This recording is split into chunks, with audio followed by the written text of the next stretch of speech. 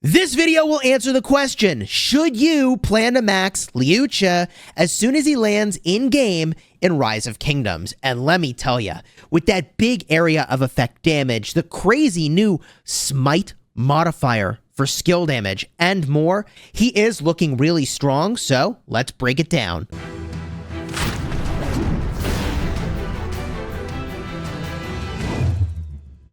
Hello my friends and welcome back. I'm Chisgule Gaming and today's video is sponsored by the makers of Rise of Kingdoms. And the drop for Liu Che, especially because we can get him for free, was really exciting. Not only did all of the infantry players out there really need a new commander that could bring the heat, but also this new Smite mechanic is really exciting. So in this video, we're going to do another review on the skills. I'm going to talk about what talents you would use if you're going to use them as the primary. And then I'll break down for you what I think the top 3 pairings ought to be for this sweet new legendary infantry commander. But the first thing I want to point out is something that I hadn't noticed in my original video, or at least I saw it, but it didn't register with me, which is that this commander can only be used in kingdoms that have reached Season 3 or later. Well, this is interesting. Unlike the drop of Margaret, and unlike the drop of Pairs, who didn't have this text displayed, I do kind of wonder here what newer players to the game are going to get. It could just be Mulan, which, Mulan's a great commander, but it's got to be a little bit frustrating for, all those players in the early game to see this badass new infantry commander that they aren't going to get at least until Season 3. And hey, at least it is available in Season 3, right? It used to be Season 4 or later. Now you get your Season of Conquest commanders, your endgame stuff in Season 3. So my original hypothesis about where you were going to get this guy was that you could get him from the 7-day event series, and then maybe he shows up in the Sovereign Keys. I don't feel bad about that hypothesis, but I do kind of wonder if we're gaining access to a Wheel of Fortune commander early in a different way than we normally might, and if the Mightiest Governor commander might show up later. I don't know. But what I will say is that even if you have to use a lot of universal sculptures on this particular commander, he looks really strong. So before I get into who exactly should invest in him, because I will cover that toward the tail end of the video, we do need to remind ourselves of exactly what he is doing and why he is just so damn strong. Now, from a talent perspective, infantry, versatility, and attack, not too exciting actually. But I'll get into those talents in a minute. The first thing I want to do is talk about these skills. He does smite damage to 5 target troops in an arc that's 2,250 damage factor. And every additional target reduces the damage by 15%. That's typical for area of effect damage. That, by the way, caps out at, I believe, a 50% reduction. So it should be that hitting a lot of targets is all upside. And troops hit by this skill have their march speed reduced by 40% for 3 seconds. My God, man. This is so good. I've already talked about how good this is. What I want to do is hone in on the smite damage. Smite damage is, to my understanding, technically still qualifying as skill damage, but the amount of damage that is dealt is not modified by skill damage anymore. It's modified by boosts to your normal attack damage. Now, look, the details of exactly how this is going to work, we're going to have to test him as soon as we get our hands on him. And believe me, I will. So consider subscribing if you haven't already. I probably, maybe, end up just maxing him the first day that he's available in-game. To be determined, okay? And look, it is possible that we'll get a little spending event for him, just like we did with Margaret. We'll see if there's a multiple day event where you get some currency and trade it in. I feel like they would have mentioned it if that was the case. So it could just be that he's only available at the start from this 7-day event. Regardless, let's go to the next skill here. The next skill, infantry units up by this commander get 20% defense. If they only have infantry, they get 20% march speed and take 20% less skill damage. Let me tell you, that's a lot of boosts. I mean, I'm always looking for somebody to pair with Trajan, okay, because I'm a weirdo. But I don't think he's the guy because he gets so many boosts that are specific to infantry. Yes, I want 20% march speed. Yes, I want 20% less skill damage taken. Seems like a huge win to go full end with this dude. From here, infantry units up by this commander get 20% attack when fighting other troops. So that doesn't work against a garrison. However, When they launch a normal attack, it's got a 25% chance to deal additional smite damage, 300 factor.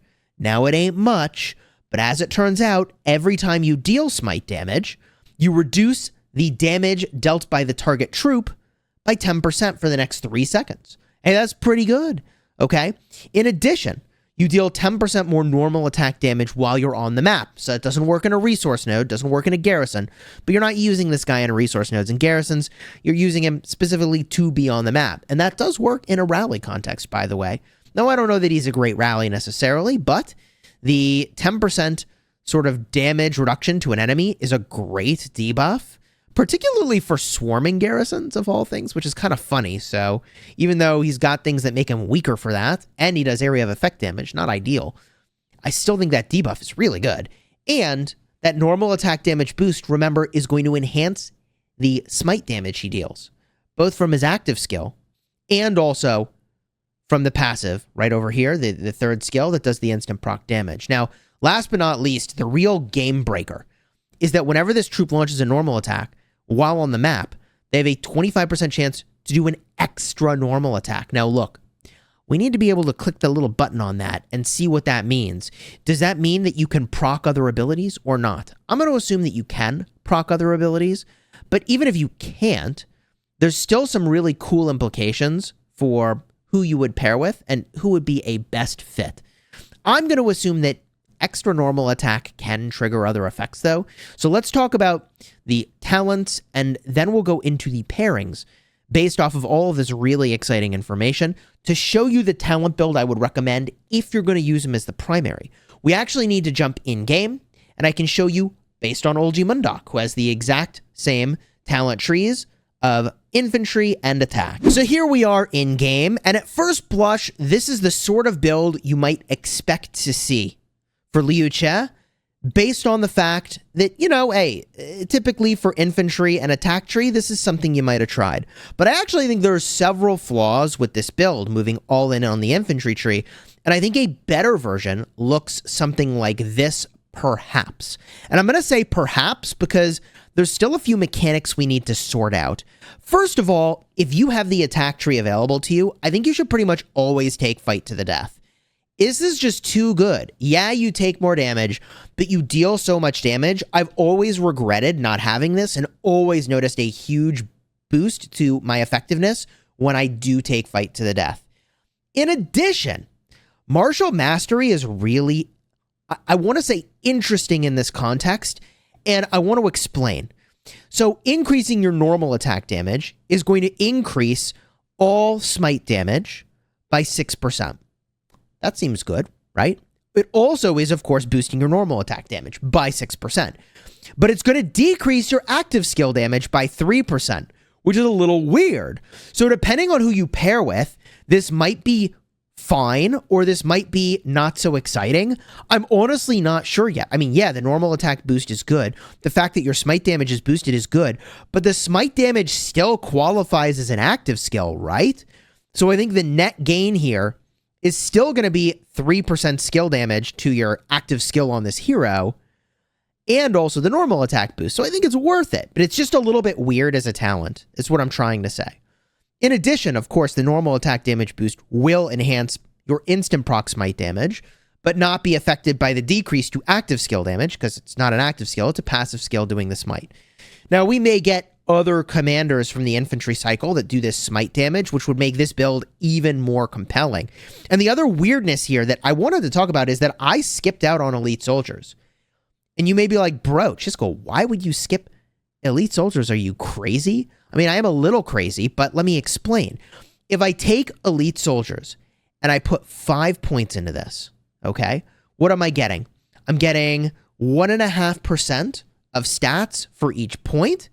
So that's 7.5% of stats, and that's split across defense, health, and attack. That's 2.5% of each, right? Okay, I mean, 7.5% stats, it sounds cool.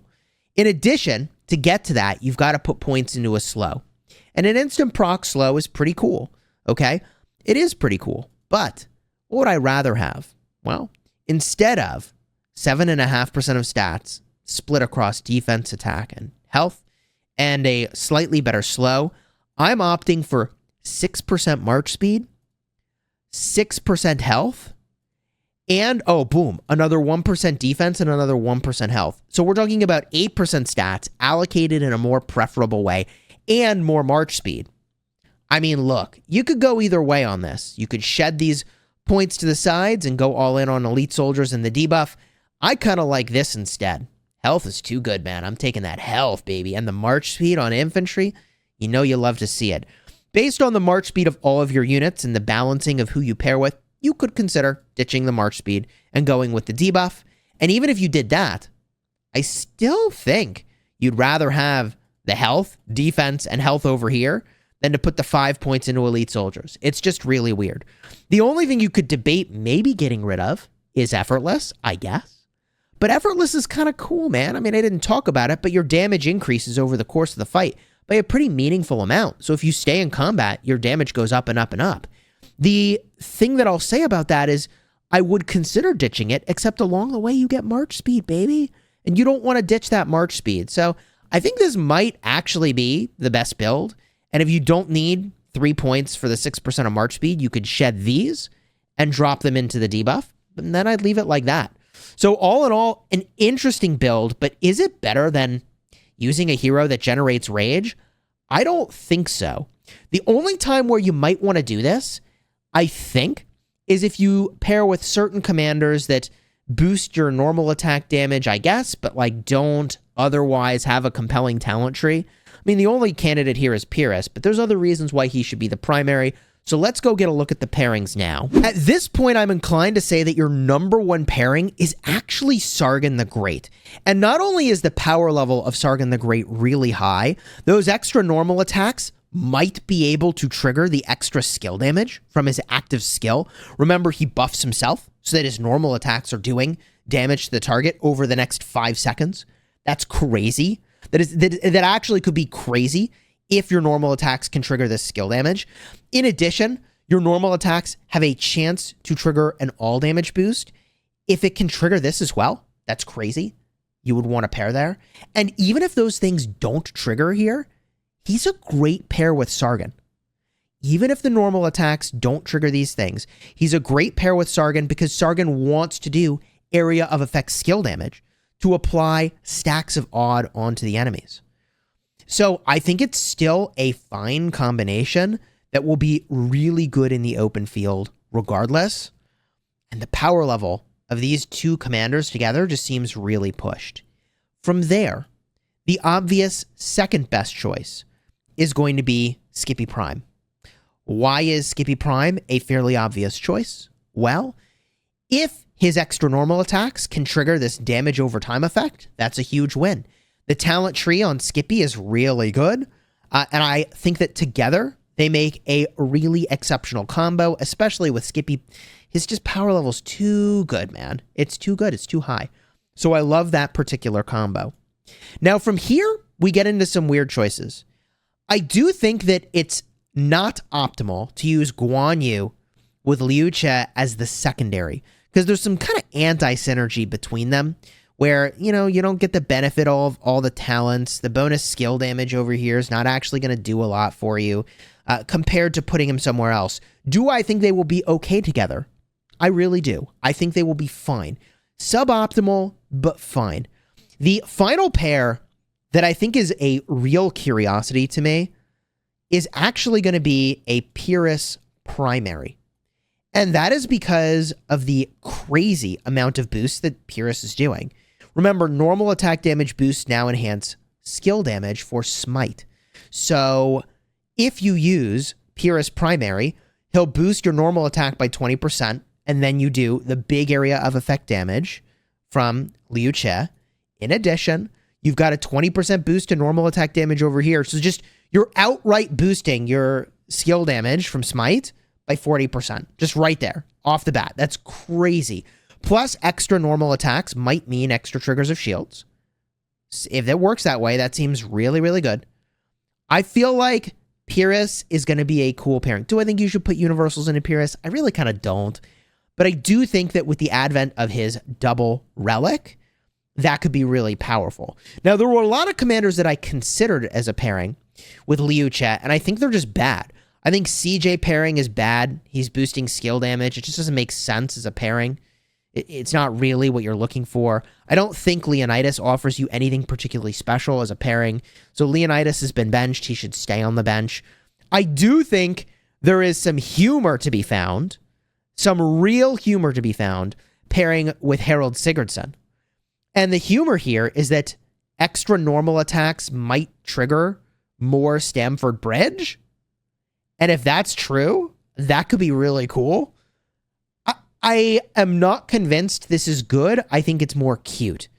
And it is cute, but I'm not convinced this is actually really, really good. It's an interesting combo, especially because Harold Sigurdsson axes boost your all damage. So boosting your all damage all the time seems pretty synergistic with a big area of effect hit from Liu Che. It's a cool idea. Again, I think it's more cute than good. I think your top three are your Sargon, your Skippy Prime, then Guan. And then lastly, Pyrrhus seems cool. Harold seems cute. There are, of course, pairings that you can do that, look, is Honda Tadakatsu going to be fine? Yeah, I think Honda Tadakatsu would work okay. But remember, Honda Tadakatsu boosts skill damage too. So it's like you miss out on some synergy here. Even Mehmed is someone we need to talk about, but I don't think is actually going to be all that good because he's boosting skill damage. And, lastly, Alexander the Great. Okay, we can't ignore Alexander the Great here. Could you maybe get a trigger on Lead the Charge, 1700 damage factor? Might work out that way, actually. And he comedically also has the infantry attack tree with it, which I think is pretty suboptimal to pair two commanders with infantry attack. So, look, if you got Alex and you got the new guy, Liu Che, you could do it. And I think it will work. I just don't think it's going to be your best of the best combos. So the question then becomes, as I said at the start of the video, should you invest in Liu Che? And a part of this is going to depend on how do you get his damn sculptures? Coming from the wheel? Yeah, it's a lot more compelling. And I'll be sure to update the pinned comment as soon as we have this information so that you know exactly where I stand on this. But I think if you're using only one infantry combo, do you need Liu Che? I think if you have Guan with Skippy as your one infantry combo, I do think that you get a moderate upgrade going to Liu Che instead. Do I think it's necessary, though? I actually don't think it's necessary. If you're a one March infantry player and you have the Guan and you have the Skippy, I feel like that's pretty good. Again, I want to be super clear. I think Liu Che is an upgrade. Do you have to do it? I don't think you have to, because this silence is just really nutty, and it continues to be nutty. And especially if you swarm garrisons, you do have a nice garrison-related skill here. So, this, by the way, when attacking stronghold cities, troops led by this commander deal 15% extra normal attack damage, and their normal attacks have a chance to reduce the target's attack. It's fine, right? So, yes, I think that Liu Che is an upgrade from the Guan. No, I don't think it's critical. If your one infantry march is Sargon and Skippy Prime, I actually think that you don't need to work on Liu Che at all. If you have Sargon and Skippy Prime together, I would just leave it. I wouldn't change it. I would not work on the new infantry commander, weirdly enough. I think that's so good, I'm not sure what you're gaining. It's kind of like on my restart project, I had the same problem. Like, I maxed Huo, but I already had Nevsky and Joan, and I only used one Cav March. Like, what am I doing? Like, yeah, maybe Huo Nevsky is a little better, but like, is it so much better that you need to do it? Like, no, I really didn't need to do that. Do I regret it? Not really, but, I didn't need to do it, right? So if you have Skippy with Sargon, and it's one march only that you use for infantry, I really don't know that you need to do it. Now, if you use two infantry marches, well, here is where I think things get pretty exciting, right? So at that point, I think you pair Guan Yu with Skippy secondary, and we know that's a great combo.